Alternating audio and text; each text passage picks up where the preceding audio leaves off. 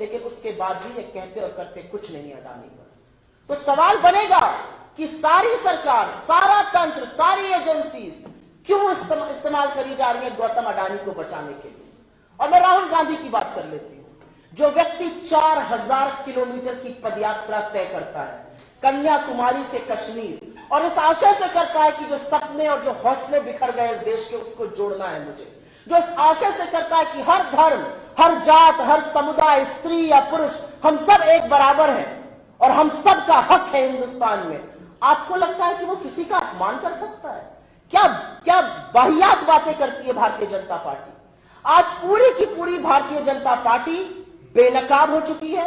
आज भारतीय जनता पार्टी बचाव कर रही है, डिफेंस कर रही है, डिफेंड कर रही है उन भगोड़ों को जो हिंदुस्तान के लाखों करोड़ रुपए की चपत लगाकर चोरी कर इस देश से भाग गए और 9 साल से प्रधानमंत्री और पूरी उनकी सरकार झुंझुना बजाती रही, आपकी आंखों में धूल झोंकती रही, लेकिन एक भी व्यक्ति को ला नहीं पाए। कहां है नीरव मोदी, कहां है ललित मोदी, कहां है मेहुल भाई?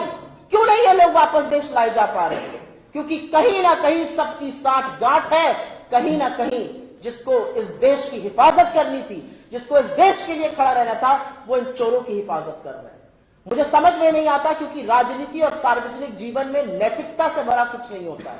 क्या सरकार की नैतिकता है कि आप भगोड़ों को आज बचाव कर रहे हैं, आप चोरों का बचाव कर रहे हैं, आप गौतम अडानी के उन आक्षेपों का बचाव कर रहे हैं जिसमें कहा जा रहा है कि वो बेनामी पैसा इस देश में ला रहे हैं, उसमें चीनी लोग इन्वॉल्व है।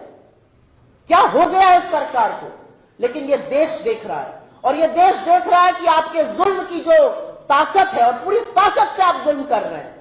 आप राहुल गांधी के ऊपर अपनी पूरी ट्रोल आर्मी छोड़ते हैं, वो कहते हैं मुझे फर्क नहीं पड़ता, मैं आपसे सीखता हूं।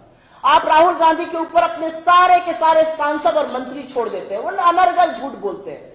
यूके में उन्होंने ये कहा, यूके में उन्होंने वो कहा, उनको सदन में आकर बात करनी चाहिए। लिखित in writing he has asked for permission from the speaker, in writing twice, मुझे सदन में बोलने का मौका दिया जाए। मिलकर बोला स्पीकर से मुझे सदन में बोलने का मौका दीजिए, और स्पीकर उनसे हंस के कहते हैं वो मैं कर नहीं सकता हूं, मेरे साथ एक कप चाय पी लीजिए। क्यों नहीं कर सकते स्पीकर?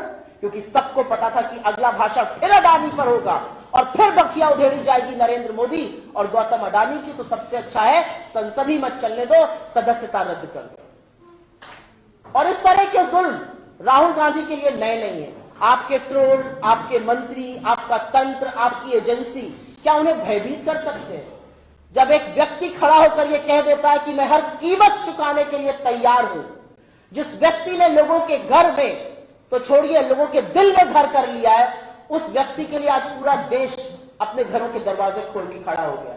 आप देख रहे हैं ना सोशल मीडिया पे क्या ट्रेंड्स चल रहा है, मेरा घर आपका घर। हर व्यक्ति यह कह रहा है कि ऐसे व्यक्ति जो हमारे हक के लिए लड़ रहा है, उसके लिए हमारे घर के दरवाजे खुले हैं। और मैं अंत में सिर्फ एक बात कहूंगी, और यह बात कहनी जरूरी है। नरेंद्र मोदी और उनकी सरकार को लगता है कि बिना सत्ता के या बिना सदस्यता के राहुल गांधी चुप हो जाएंगे।